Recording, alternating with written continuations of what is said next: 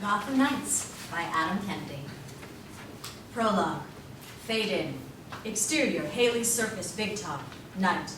Soaring above a forest of dark, twisted trees, we come upon a bright circus tent in a clearing. Dark cityscape on the horizon. As we descend, cheering grows louder. Interior, circus ring, night. A young woman performs inside a spinning wheel. A group of clowns nearby play with fire when a flaming baton sparks. The clown drops it. A line of fire streaks for the wheel. It bursts into flame, keeps spinning.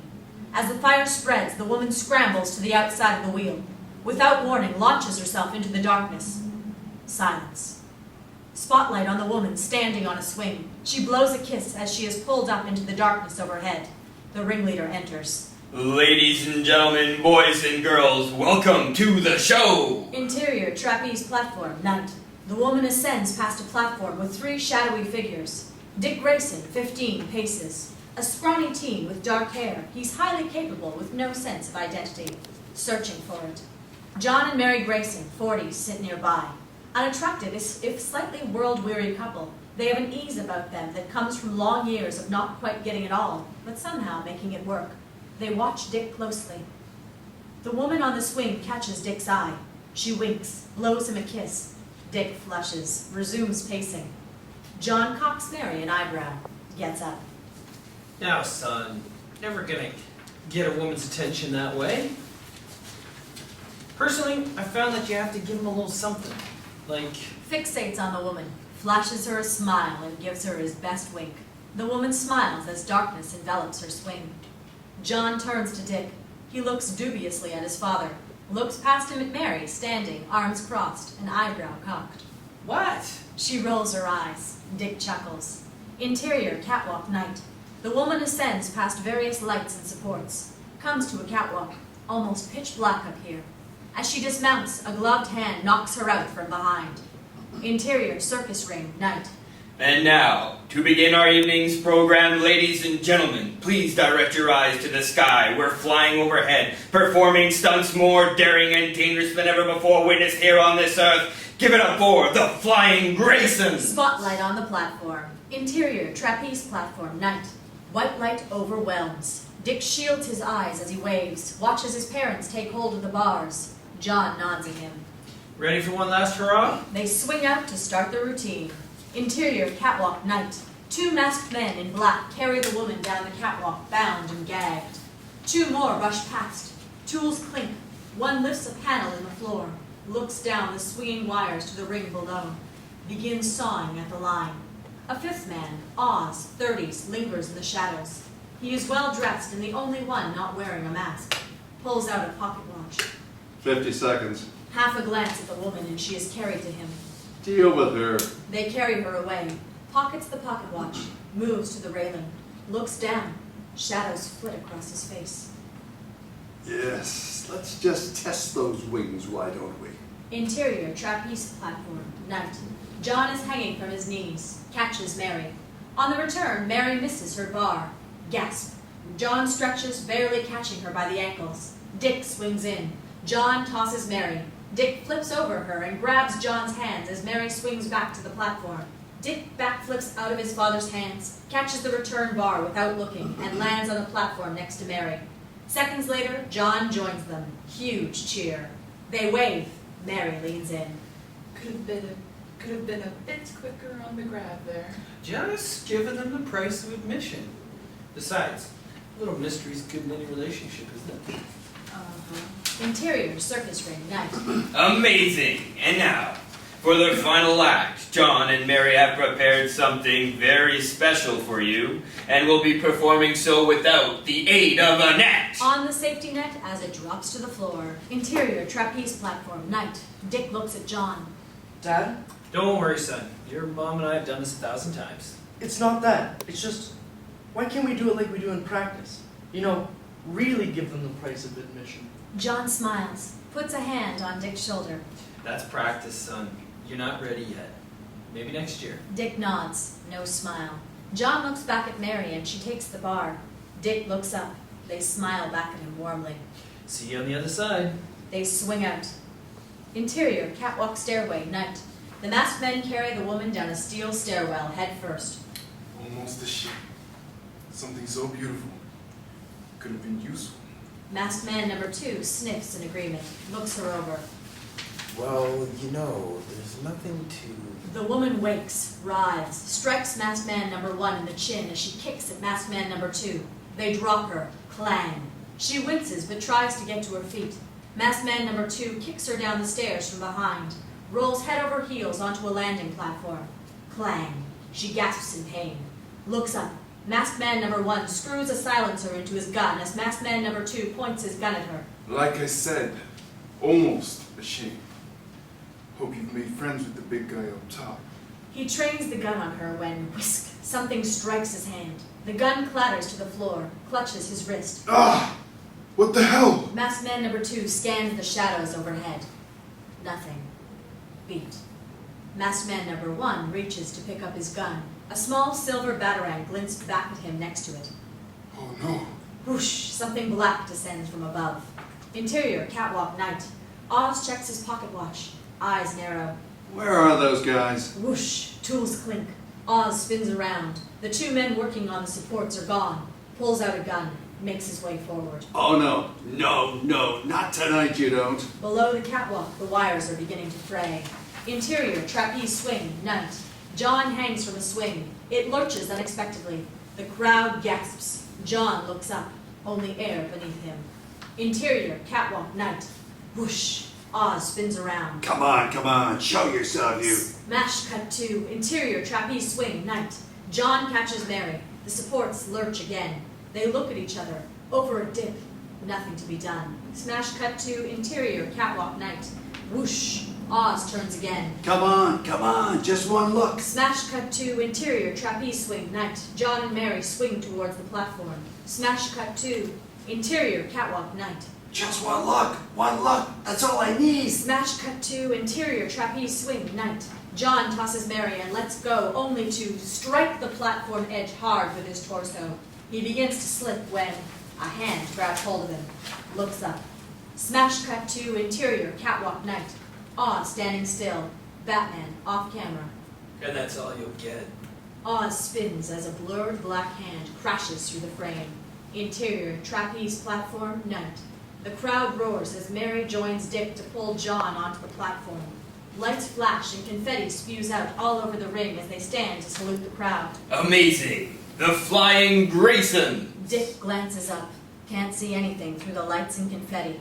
His father clasps him on the shoulder. Nods. Dick nods back. They turn back to the crowd and wave. The camera trucks up past them to the catwalk. In a burst of light, the shadow of a bat flashes on the tarp. The next instant, it is gone. End of prologue. Act 1. Exterior, Crest Hill, morning. Past gleaming skyscrapers, we sweep to an Arcadian landscape of hills. This is Crest Hill. As forest becomes trees and trees reveal houses, we see a fancy lavender tie pulled up to a white-collared neck. Pull back to interior, Dick's bedroom, morning. An organized mess of a room. Family photos and baseball posters all over the walls. Dick looks his uniform over in the mirror. Determined sigh. Grabs a weather-beaten red backpack. Heads out the door. Close-up on a newspaper. Bacon sizzles, water runs, and we pull back to interior Grayson kitchen, morning. Your average middle-class kitchen. John is at the stove. Mary is at the sink.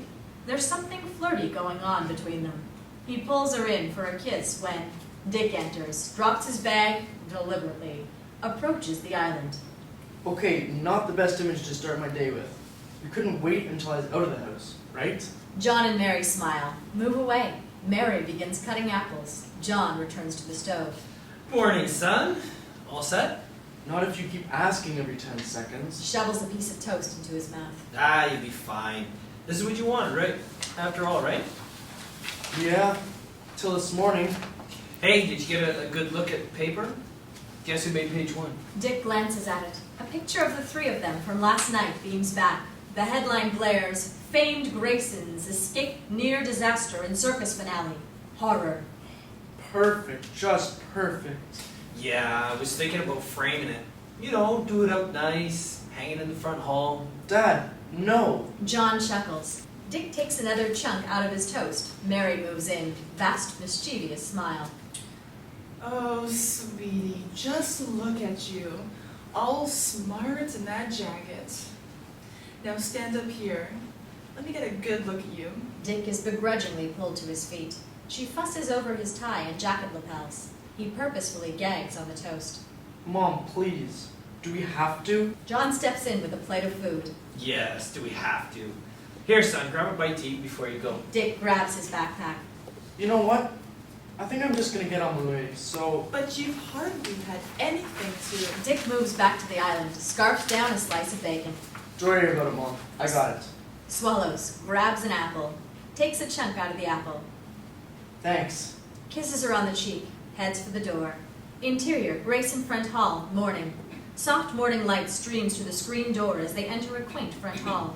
But Dick, the bus isn't supposed to be here for another few minutes. Why don't you just... Yeah, Mom. Bus first day new kid? I don't think so. Besides, it's nice out. Opens the screen door. Well... Mom, seriously, don't worry about it. I'll be fine. Well, alright, son, you just take care today, okay? This isn't gonna be like your last school. Again, not helping, Dad. He exits, descends the steps into the tree-nestled yard. John and Mary look on. Teenagers, they grow up so fast. She elbows him in the side. They re-enter. Dick climbs onto a weathered old bike, puts earbuds in, and hits play on his first-generation iPod. Bikes away. Exterior, autumn road, morning. Dick bikes down a tree-lined gravel road dotted with modest homes. Passes a sign which reads, "Welcome to Crest Hill, Gotham's greenest pastures," just as school bus passes him. Interior, school bus, morning. Pamela ISELY, 15, an attractive brunette, and Waylon Jones, 17, a smug, well-built African-American, sit at the back. They regard him through the window. Waylon smiles. Haha, you guy. Waylon eyes the guys around him, snickers. Pam fixes him with a wry smile, glances ahead and quickly away. Oh, God. Looks back out the window. Waylon turns to see Michael MARONI, 15, a seedy-looking boy with an almost permanent smirk of malcontent approaching. Makes for an empty seat nearby when Waylon gets in his way. Whoa, whoa, whoa, Michael. What do you think you're doing, buddy?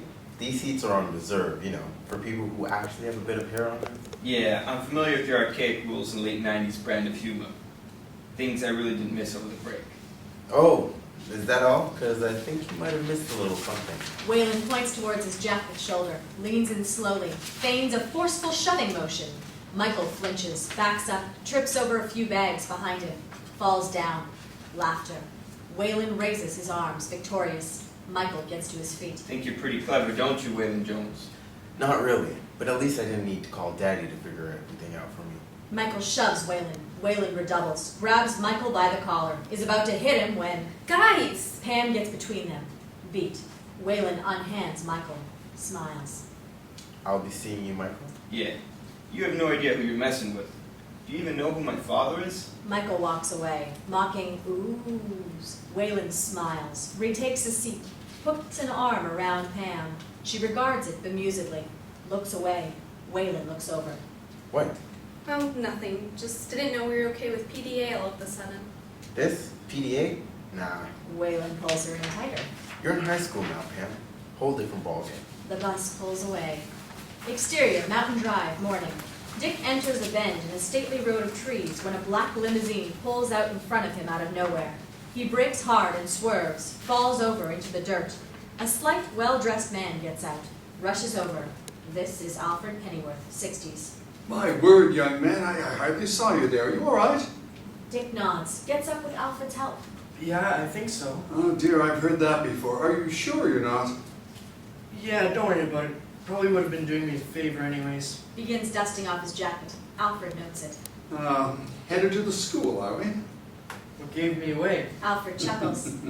Never a pleasant or an easy task the first day. Why, I remember when Master... Alfred! My employer. You'll have to excuse him. He can be quite impertinent at times. Don't worry about it. I'll be alright on my own. Plus, don't really need the extra attention anyways. Beat. Alfred smiles. I can appreciate the sentiment. Well then, I'll let you be on your way, Mr. Grayson. Dick Grayson. Mr. Grayson. Have a wonderful day, and good luck. You've already survived one brush with death. How much worse could it really get? You have no idea. Alfred gets back behind the wheel, drives ahead. As it passes, Dick sees the shadow of a large man in the back seat. Dick's brow furrows, looks down the tree-sheltered driveway from whence it came, sees parts of a large mansion and a vast ivy-covered gate, a large W emblazoned at the top, shakes it off, puts his earbuds back in, bikes on. Exterior, Crestwood Academy, morning. Dick bikes through the school gates, pulls into an empty bike rack, dismounts. Crestwood Academy is an elite private school and looks the part. Built out of old bricks and shaded by trees, it's the perfect place for Gotham's elite to send their children. Deep breath. He heads inside. Interior, Crestwood, main hall, morning.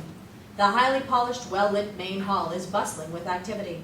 A large school crest is emblazoned on the floor. Dick is oblivious to it. Earbuds still in, Dick steps forward.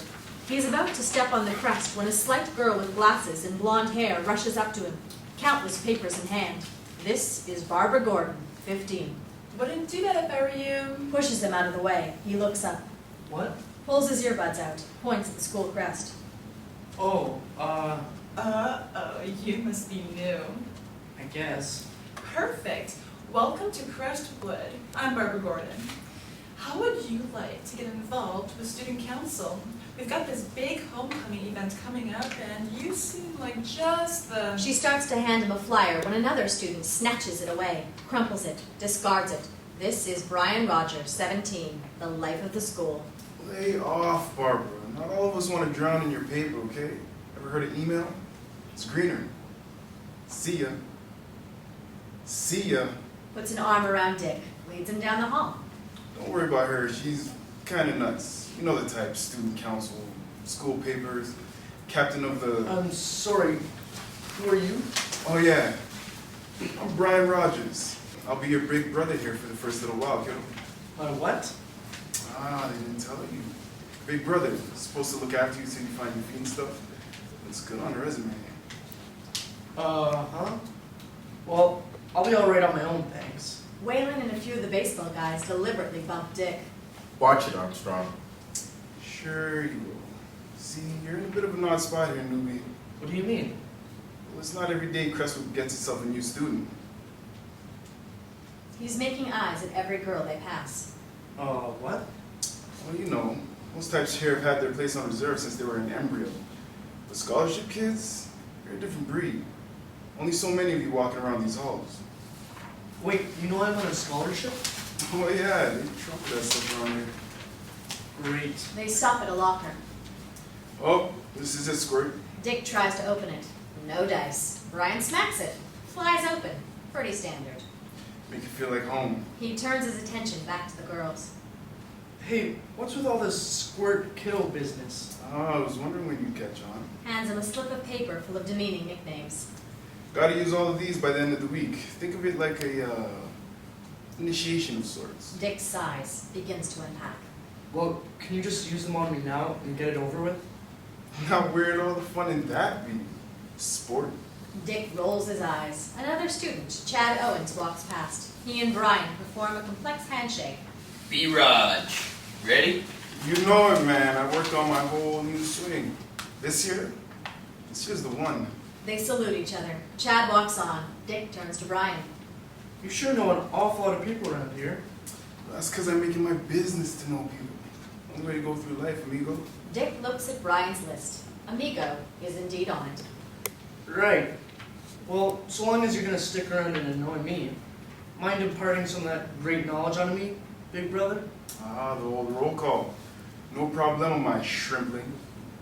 That there was Chad Owens, senior baseball team, dating Leslie Willis, otherwise known as the owner of the shortest kilt in the entire school. They glance down the hall to see Chad stop to make out with an attractive girl who is indeed wearing a very short kilt.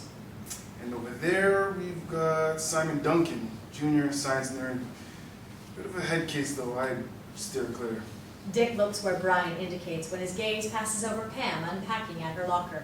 He has to look twice. There is something familiar about her. Grayson. Hey, Grayson. Fingers snap in his face. Back to Brian. Still with me, movie? Sorry, must have tuned you out there. Can't imagine why. Brian chuckles. You know something, Grayson? You might be alright. You got a name? Hey, Brian. Who's that? Indicates Pam. Brian chuckles, shakes his head. Ah, the enticing Pamela Isley. Well spotted. But tread carefully, young Padawan. That flower's already taken. Dick looks back to see Waylon playfully grabbing her waist from behind.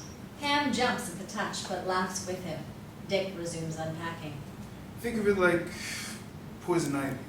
Look all you want, just don't touch. The school bell rings. Brian pushes himself off the locker. Well, I've got ahead, but you got Langstrom first. Room 103, big science lab, into the hall. Can't miss it.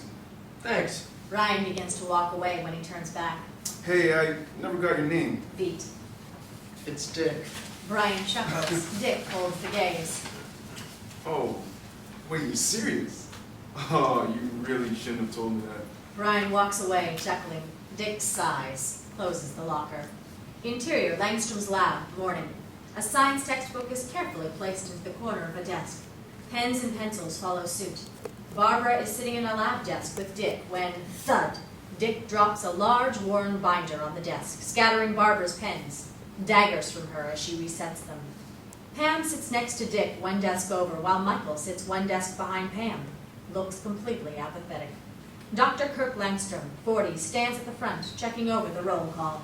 Okay, and what I trust will be the first and last of this year. Looks like we're all accounted for this morning. My commendation to you all for setting a second alarm clock. Faint chuckle from the class. He grabs another sheet, scans it. All right, today's announcements.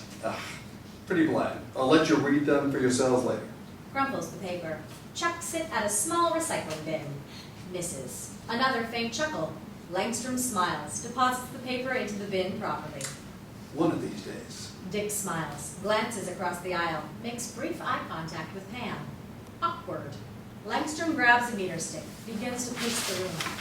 All right, now before we begin, I was asked by Ms. Gordon to remind you all that she is still looking for volunteers to help with this year's homecoming. I to understand there's a handout of some? Yes. Barbara stands, brandishes a colorful set of papers. This year's theme is A Night Under the Stars. Should be fun. Info sessions tomorrow night. Hope to see as many of you there as possible. She sits, distributes papers left and right. Dick takes one and, without a look, sticks it in the back of his binder. More daggers from Barbara. Pam smiles as Dick passes her the handouts. Dick looks back at her, intrigued. Okay, now while we're on the subject of shameless plugs, I'd like to remind you all that fall baseball is upon us once again. Tryout sheets will be posted outside this room during first break, and as always, they are open to everyone with a Y chromosome. Mr. Grayson? Langstrom slaps the meter stick down in front of Dick, breaking his gaze at Pam. Langstrom leans in. Yes, hello, Mr. Grayson. If you'd please rejoin the class, I'd greatly appreciate it. Dick flushes, faint snicker from the class as Langstrom walks back to the front. Dick glances back apologetically. She meets it for half a second out of the corner of her eyes as Langstrom writes chromosomes on the blackboard. Now, speaking of chromosomes, who can tell me what they are? Barbara's hand shoots into the air. Ms. Gordon. A chromosome is an organized structure of DNA and protein found in cells. The word comes from the Greek word chroma, or color, and soma means body due to their propensity for appearing dyed in certain colors. Langstrom begins writing on the board. How very thorough of you. Correct. Now, can anyone tell me what function chromosomes have in the human body? Barbara's hand shoots up again. Langstrom doesn't look. Ms. Gordon. To act as the blueprint for cells, they carry genes made up of DNA that determine the character of their subject.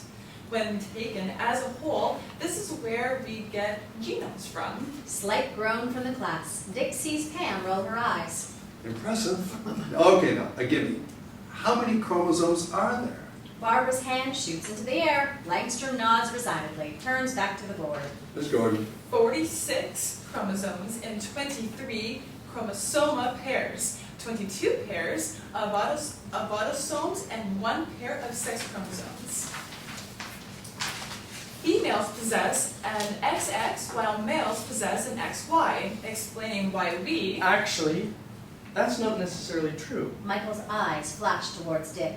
Langstrom turns around. And why not? Well, I can't answer your question, I need more information. Go on. Well, not all species have 46 chromosomes. That number just happens to be how many humans have, but it varies. Besides, in some species like birds, the sex chromosomes are the opposite, XX for males and XY for females. Not to mention species in which there are unpaired chromosomes or even genetic variation. Barbara slowly goes pink. Snicker from the class. Michael leans back in his chair, impressed. Langstrom smiles. Genetic variation.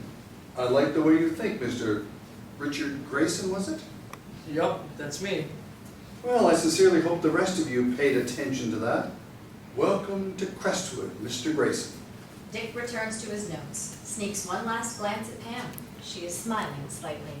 And though neither of them see it, so is Michael. End of Act 1. Act 2, interior school hallway day. Dick Grayson is standing at a bulletin board full of sign-up sheets. A stack of newspapers nearby. He's about to write his name on the baseball list when WAYLON approaches with a group of baseball guys. Well, I don't believe this, guys. Armstrong is going out for the baseball. Careful, buddy. Doping's serious business. Huh? Well, that was you on the bike this morning, wasn't it? You're not seriously considering going out for the team, are you? They're open tryouts. Ah, man. Nobody told you. We didn't graduate anybody last year, so we don't need anybody new. Especially someone named Dick. Snicker. Dick recoils. Where'd you hear that? Oh, you know, stuff gets around. So I gotta ask, is that really your name, or are you just trying to make up for something? More snickers. Yeah, real mature guys. Dick tries to walk away. WAYLON sidesteps him. You know something, Dick? You seem familiar. Do I know you? I highly doubt it. He tries to walk away, but again, WAYLON stops him. Wait, I think I do. Grabs a newspaper off the stack. Chuckles. Ha! I knew it. Guys, get a load of this. Excuse me, didn't realize we were in the presence of a celebrity. Turns the paper over to reveal Dick's photo. Dick closes his eyes. You're that circus boy, aren't you? The Flying Graysons. Dick looks around. A crowd is forming. Snickers. Now would you look at that? Mary, John, and hey, it says it right here. Dick Grayson. Drop it. Oh, no way. You should be proud. This is who you are. Hey, everyone. This here is the circus boy coming to Crestwood. Dick Grayson. Murmur of giggles as papers circulate. Pam approaches. Dick looks down. Wow, man. The trapeze, that's serious business. I mean, you could die doing that. Dick glares at him. You know, there's one thing I still just don't get. How does a guy like you afford a place like this? Don't. Because, I mean, I'm trying to work it out in my head. Now, I'm not too good at math, but I'm guessing it's not on mom and dad's coin, so... Dick punches WAYLON in the face. Poorly. WAYLON glowers. A scuffle ensues. Jeering. Dr. Langstrom and another teacher emerge from the classroom. Hey, that's enough, that's enough. What the heck's going on here? It wasn't me, Coach Langstrom. It was Dick. He just hit me. What? You guys? I don't want to hear principal's office right now, both of you. Langstrom leads them away. Interior principal's office, afternoon. Langstrom leads Dick and WAYLON to the principal's office. A stately room full of diplomas and textbooks on the theory of the human mind. No photos anywhere. A golden nameplate reads, Dr. Hugo Strange, Ph.D. Principal Strange sits behind the desk, hands clasped. He meets Langstrom's eyes, nods. Langstrom exits. Dick looks between them curiously. Strange gestures at the three comfy-looking seats before him. Please take a seat. They sit on opposite ends. Strange leans back. Interesting. What's interesting? Oh, nothing. I just find your choice of seats to be interesting, that is all. Turns to WAYLON. Now, Mr. Jones, I must say this is most disappointing. I thought we were doing so well. It wasn't me, Dr. Strange. Dick just... Now, let's not go throwing around names, Mr. Jones. I'm quite certain of what happened here. You are? Strange smiles at him. Yes, which is why you may go, Mr. Jones. What? I told you, your choice of seats was very interesting. Strange turns back to WAYLON. Now, Mr. Jones, run alone. I'm sure your coach will be pleased to learn you will not be suspended to start the year. This isn't... Strange stops him with a look. Mr. Jones? Gestures to the door. WAYLON makes for it. He is turning the handle when... Oh, and Mr. Jones, I need not remind you that team pranks of any kind will not be tolerated this year, do I? Hate to be forced to cancel your season before it even begins. I think we both know what that would mean, correct? Waylon swallows, nods, and exits. Strange turns to Dick. Now, Mr. Grayson, I can only imagine how you must be feeling. But rest assured, my methods are sound. Sound? They're completely insane. Mr. Richard Grayson, I have had this post for a very long time and have studied the ways of the human mind for far longer.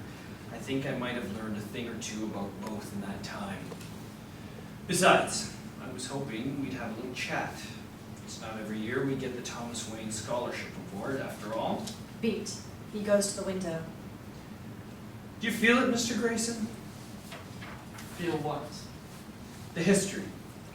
This place, echoing up through the floorboards.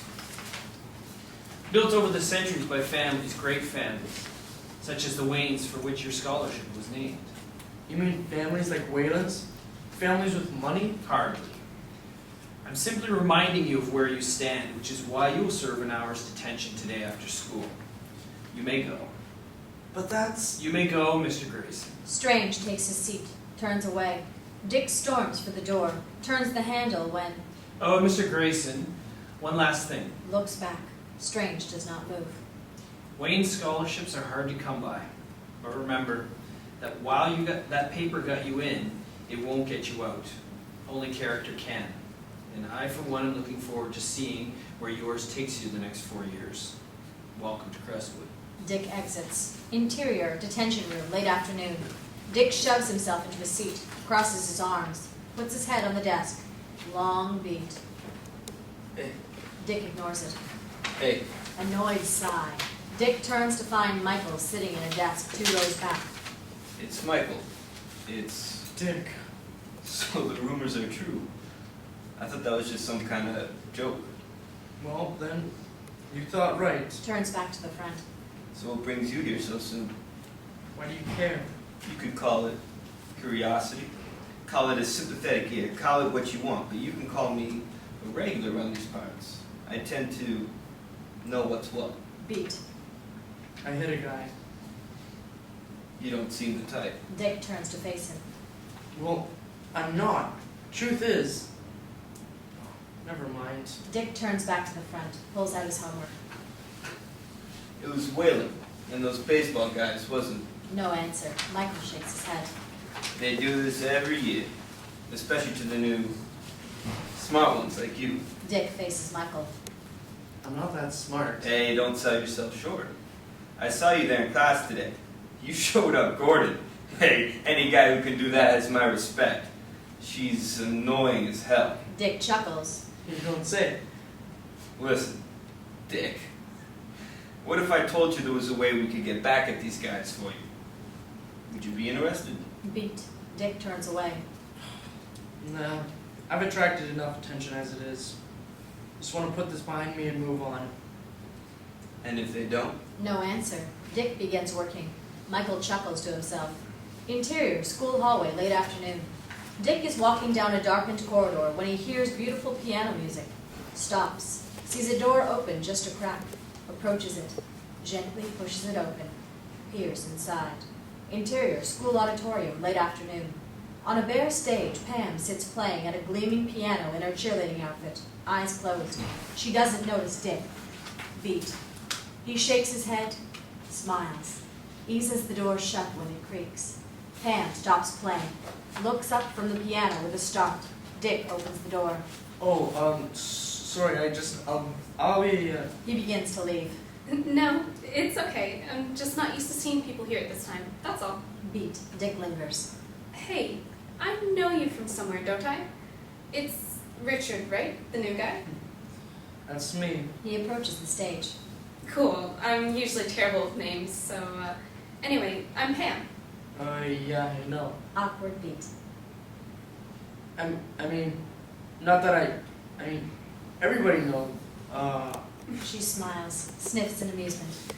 That's okay. So, how'd you find your first day? well, I got into a fight, then received an unearned detention for it. So, that's always a promising start. Yeah, I saw that.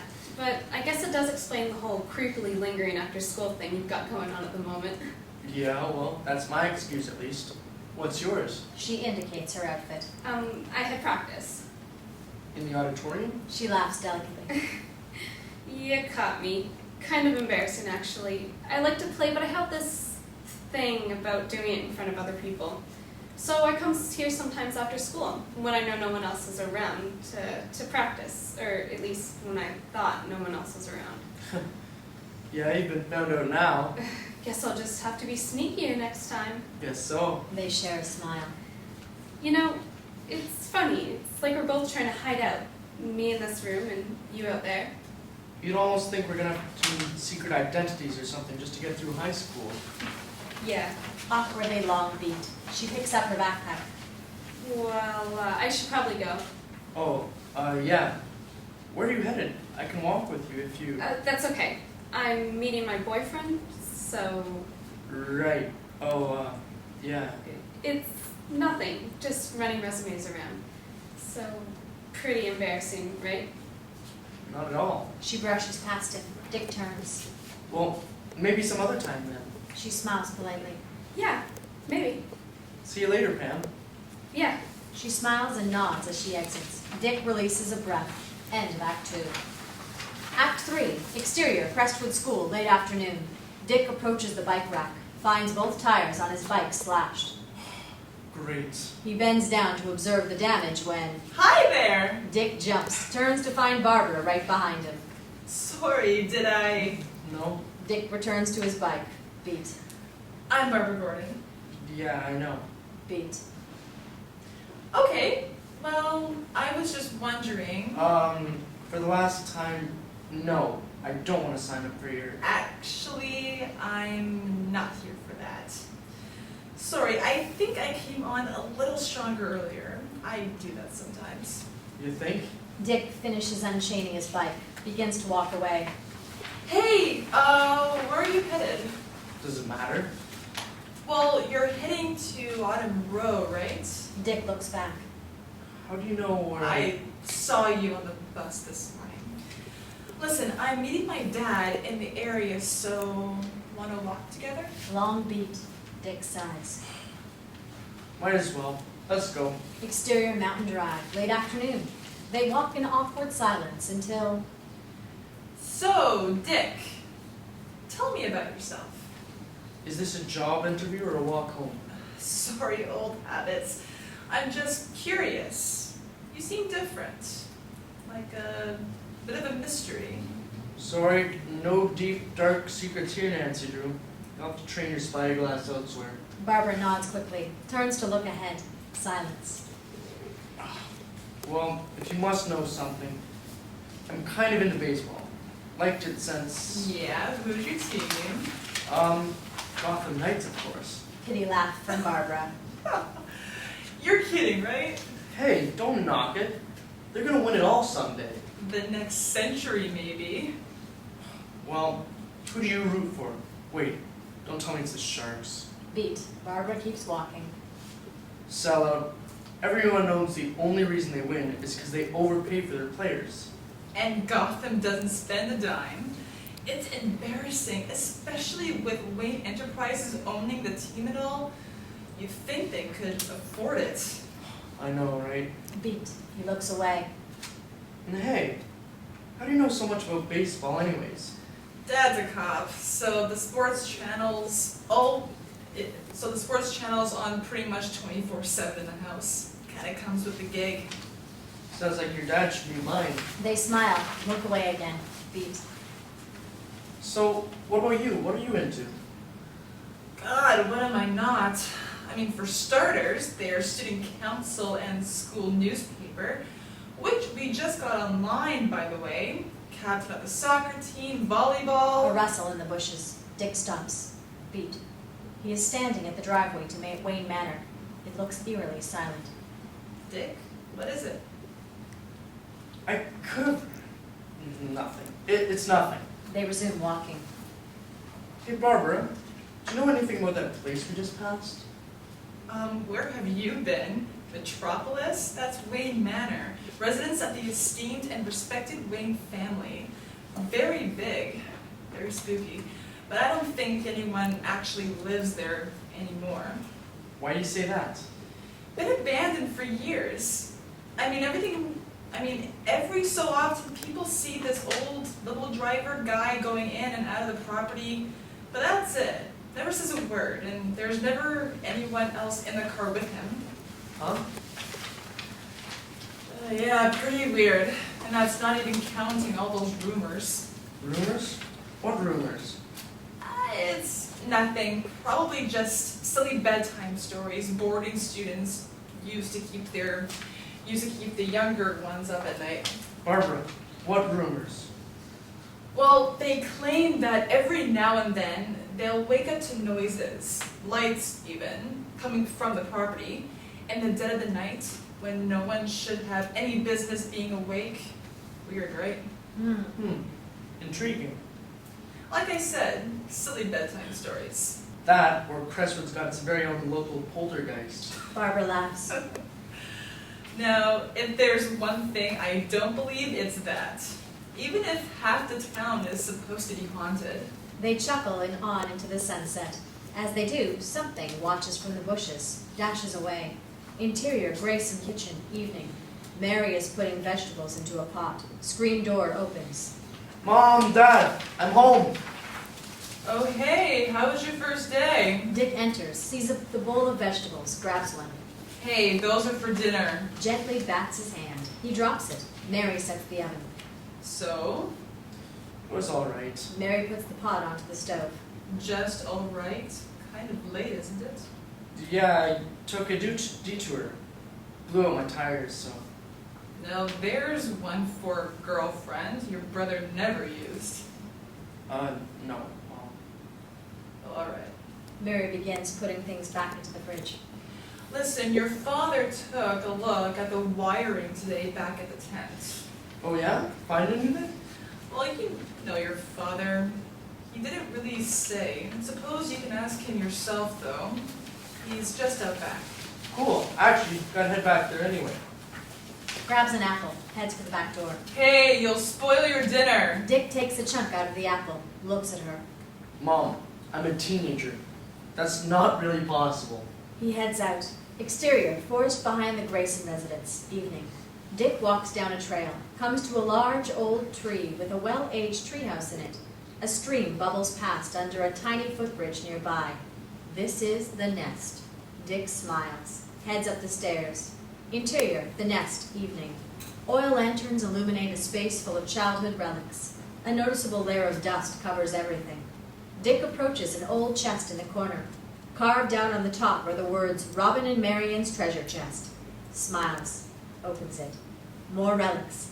Roots around, pulls out a photograph of two younger children. Turns it over. Scrawled on the back, Dick and Pam. Friends to the end, no take-backs. Beat. Footsteps issue on the stairs. Dick quickly puts the chest away, hides the photo under a drawing as John enters. Been a while since I've seen you up here, son. Yeah, just needed to check something. John nods, picks up an old drawing, chuckles. I remember when you drew this. First day your mother got you to drink milk. You wouldn't drink it before because Because I didn't trust how I couldn't see through it. Yeah. so many memories. And what was it you made everyone call you when you were up here? It was something... Nothing. No, there was a name. Which we won't be repeating to anyone. John chuckles again. So, I heard you took a look at the wiring today. Yeah, nothing really. No fault of our equipment at least. Just some lowlights meddling around. Never got too far as well. Seems someone else made a little stop by the tent last night. Pulls the evening paper out of the back of his pants, indicates an article. It reads, Bringing in the ringleader, Batman suspected in mobster's apprehension. So it shouldn't be a concern moving forward. Cops are there all morning. But Dad, Son, please, don't worry about this. I already told your mother. Dad, what if you didn't? Dick, we can't think about that. What if you fell? Moves to the window. John joins him. Beat. That won't happen, okay? Beat. Dick, did I ever tell you why I built this place? No. I built it so you would learn not to be scared of falling, no matter how high you climbed. It's the only way we learn to fly. Dick faces his dad. That's really corny, Dad. Well, maybe a little, but we are the Flying Graysons, are we not? Ruffles Dick's hair. Picks up the drawing Dick hid the photo under. Smiles. Picks it up. Dick watches apprehensively. I remember her. You guys used to spend hours out here. Her father and I practically had to drag you guys out those nights. Yeah. That was tough what you went through. Never mind the move. No child should lose both parents in one night. Sets the photo back down. But you know something? I think she still lives around here. Yeah, I think she might. John pats him on the shoulder. Begins to leave. Dick turns. Hey, you never asked her my day. Well, if there's something to say, Dick, I'm sure you worked it out, and if you had something to say, I'm sure you would have said it. Dinner's at 7, okay? Nods and exits. Dick looks at the photo and then back out the window, a little smile on his lips. Interior, Crestwood School cafeteria, noon. Dick enters the bustling cafeteria with a tray of spaghetti, salad, and milk. Spots Pam at the table with Waylon and the guys. Ryan is there too. Sees Dick but returns to his conversation right away. Dick sighs. Barbara waves him over. She's sitting by herself. Dick begins to head for her when Brian stands. Hey, Grayson, what are you doing, buddy? Come over here. Dick looks back at Barbara, smiles apologetically, heads for Brian. Brian claps him on the shoulder as he arrives, pulls him down onto the seat. Yeah, we got plenty of room for you here. Trust me, you do not want to sit with Gordon. Got a reputation to consider, right? Dick sits opposite Waylon and Pam. They are in the midst of a conversation and Pam has Barbara's flyer out. Wait, you're seriously going to that barber thing tonight? Yeah, I was thinking it'd be fun. Plus, I was thinking we could... She notices Dick. Oh, hey. Hey. Incredibly uncomfortable. Dick begins eating. She's still going on about that snooze fest Barbara's got planned for tonight. Yeah. Grayson, help brother out. Don't you agree this homecoming thing sounds completely lame? Listen, I know we started on the wrong foot, but I let my temper get the best of me. It's something I'm working on. Besides, Brian here was saying how much of a cool guy you seem, so... Waylon stands, extends a hand. What do you say? Can we start over? Flashes Dick a smile. Pam glances at Dick. Beat. He stands. What the heck? Sure. They shake. As he does so, Brian removes a pin from Dick's chair back. Winks at Waylon. Waylon smiles. They begin to sit. Awesome. Now tell me, this whole homecoming thing is sheer bogus. Oh yeah, I mean, night under the stars? How much lamer could... The whole chair collapses under Dick as he sits. Seconds later, his lunch tray flies off the table, covering him in spaghetti. Laughter. Hear that, Pam? Even a circus freak covered in spaghetti thinks homecoming sounds lame. They get up, dump leftovers on him as they go. Dick meets Pam's eyes. She looks away. Waylon puts an arm around her. By the way, Dick, take it easy there with that school property. You know that comes out of your student fees at the end of the year, right? More laughter. They walk away. Dick slowly gets up. Interior, school bathroom, noon. Dick scrubs vigorously at his tomato-stained shirt. Pumps the paper towel dispenser. Nothing. Pumps it a few more times. Nothing. Strikes it. The bathroom door opens. A hand extends him a fresh roll. Michael smiles at him. He tears a sheet off the new roll. Wipes his face. Makes eye contact with Michael in the mirror. Okay. I'm in. End of Act 3. Act 4. Exterior, Crestwood School gates, night. Michael and a few guys stand waiting. They are all in black, a few duffel bags at their feet. Dick bikes in, joins them with his red backpack. Sorry, I had to get my dad's bike down without... Grace, what'd I tell you about the bag? What up? Got him? Dick indicates the bag. Yeah. Are we ready? Sets the bag down. Not here. Barbara's got that stupid homecoming thing, remember? Too many eyes. So what are we doing? Michael smiles. Follow me. They head off down the road. As they do, something follows them from the bushes. Exterior, Wayne Manor gates, night. They set their bags down outside the dark, ivy-covered gates. Flashlights turn on. They start pulling at the ivy. Dick and Michael hang back. Wait, the Wayne house? Are you insane? Someone will catch us for... Dick, you've never really broken the rules before, have you? Come on. Who do you think really is watching an old place like this at this time of night? Guys, psst, over here. They move towards the voice. Up here, noobs. They look up. Prankster number 1 is already on the top of the gate. He disappears over the side. Michael smiles at Dick, begins to climb. The ivy strains against the edge of the gate as he goes. Dick watches from below, then a twig snaps. He whirls around, trains his flashlight on the forest behind him. Everything is eerily still. Grayson, you coming or not? Did any of you guys hear that? Hear what? I don't know. Dick, don't tell me you're chickening out now. He drops down to the other side. Dick casts one more glance back at the trees, begins to climb. As he does so, something large and dark passes between the trees behind him. Exterior, Wayne Manor, night. Dick lands on the other side. Rolls of toilet paper and spray cans are being pulled out of the bags. They set to work. Isn't that an awful lot of toilet paper? Waylon's got a lot of shit to make up for. Hey, special delivery. Michael tosses him a roll of paper towel. Everyone is chuckling as they vandalize the property. Shouldn't we just be a little bit quieter? Grayson, you worry too much. Live a little. Begins toilet papering the tree. Dick shifts the roll back and forth in his hands. The guys nod at him. Hey, get a load of this guy. Scared shitless. They laugh. Dick walks up to the nearest tree, heaves the roll far up into the night, leaving a long trail of white behind on the tree. Whoa, now that's more like it. Let's get you throwing another. They return to the bags. Back outside the gate, the creature from the woods slowly approaches. Tree twigs snap. Michael goes to Dick's backpack. And now for the signature. Opens it. A bunch of baseballs. Tosses them out. Dick looks warily at his. Wait, what are we doing with these now? What we were always going to do. Smash a few windows. Michael claps him on the shoulder. They approach the house. Wait, can we just leave them here for evidence? Hey, great idea, Dick. While we're at it, why don't we just stack them into a neat little pyramid and attach a note explaining who's responsible? Come on, seriously? It's just... Dick, this has got to look legit. Do you want to pin this on Waylon and those guys, or not? Feet. Listen, without this, it'll look like anyone could have done it. Besides, last I heard, the guy who owns this place is loaded. What are a few broken windows to a guy like that, huh? Let's get lined up. They face the darkened banner. Okay, on 3. 1, They move forward. The creature gets closer. Low growl. 2. They gain speed. Dick surges ahead.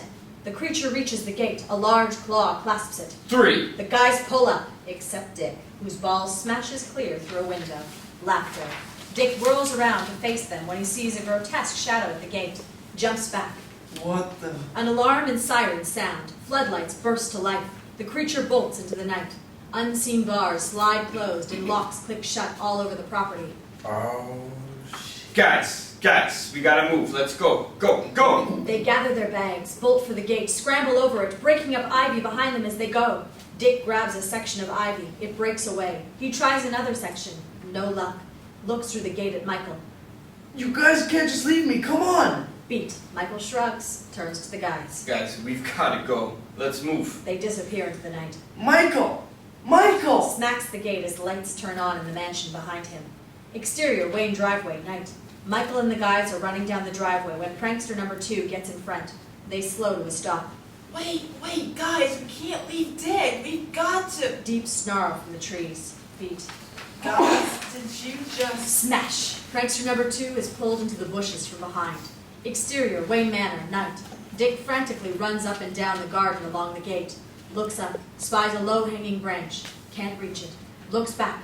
Spies a large rock that is just about lines up with it.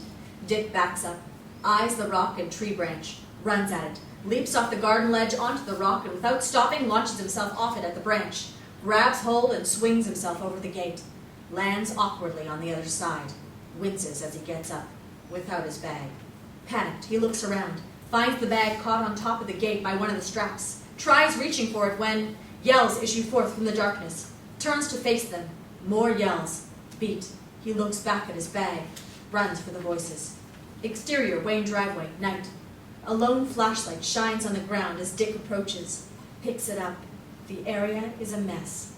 Shreds of material are strewn everywhere. He picks up a duffel bag, huge tear in it. Rustle in the tall grass. Dick jumps back, drops the bag. Hello? Starts forward into the darkness. Guys, hey guys, if this is some kind of prank, it isn't funny. A bloody gasp. Something seizes Dick by the ankle. He stumbles over, shines his flashlight on the spot, finds Michael lying in a bush, badly cut and in shock. Dick. Dick crawls over to Michael's side, props him up. Michael, what happened? Michael grabs him by the neck, pulls him down close.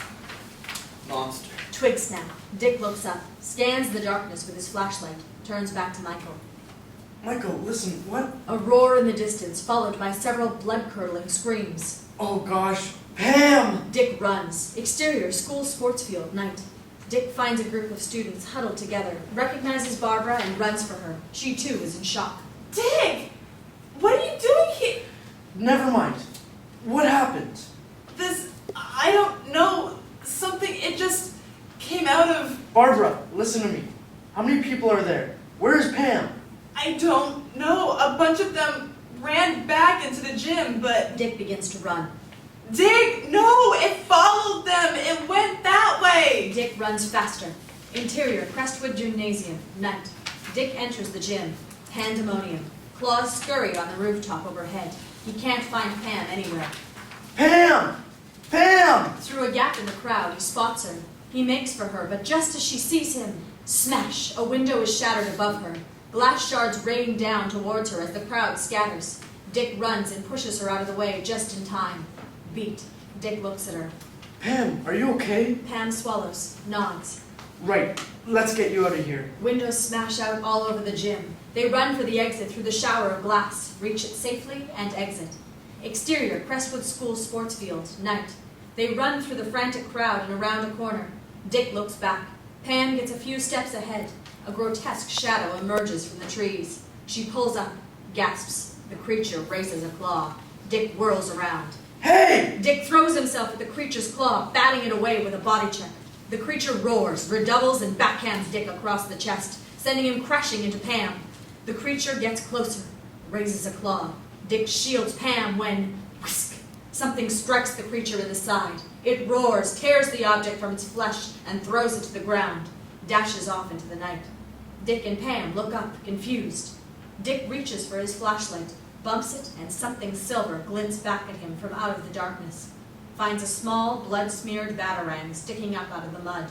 He starts, looking back at the school. A dark, shadowy figure disappears into the shadows on the roof as sirens sound and emergency vehicles pull into the parking lot. End of Act 4. Act 5. Exterior, ambulance, night. Dick is receiving first aid on the back of an ambulance from a medic. Pam is receiving similar treatment on the back of an ambulance across from him. They share a small smile until WAYLON rushes over, Pam, thank God you're okay. Here. puts his jacket around her, hugs her tight to his body. Dick casts his gaze away.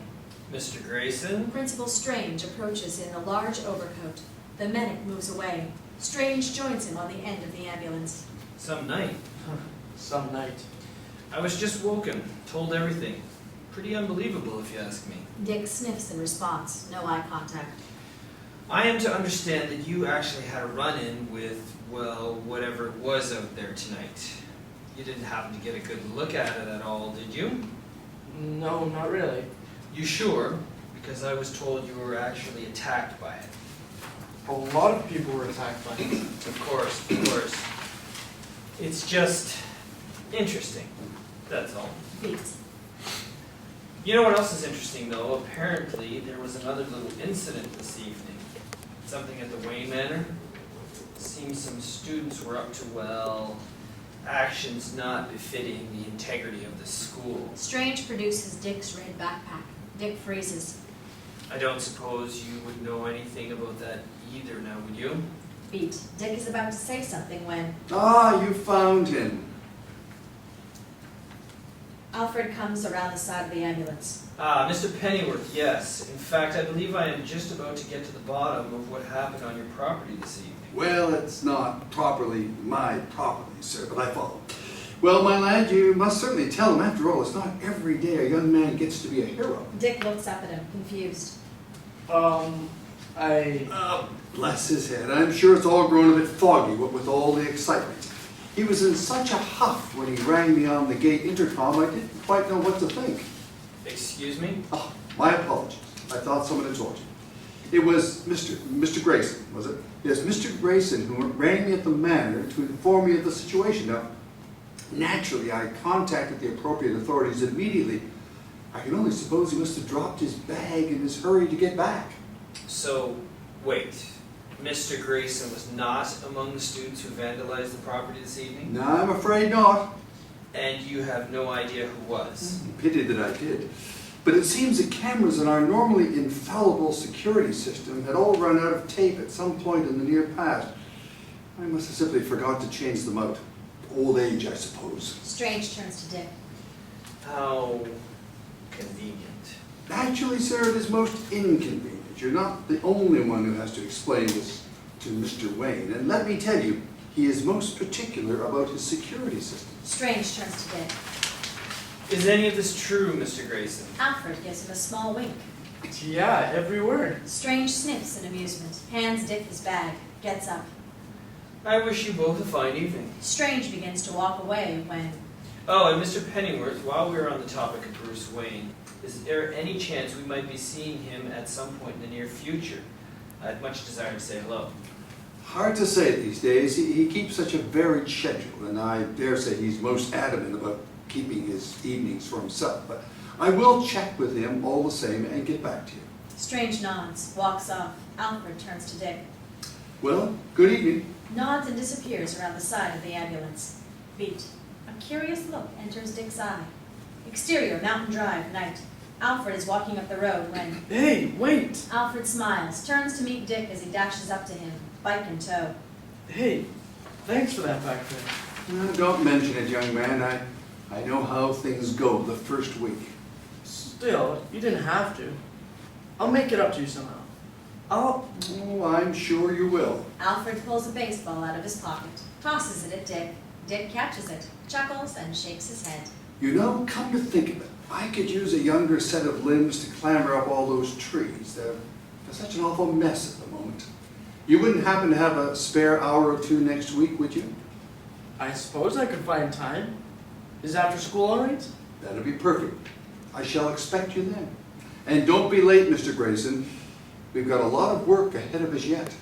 Alfred walks off into the night. Dick watches him go, pockets the ball, turns back to the school, sees Pam, Waylon, and the baseball guys exit.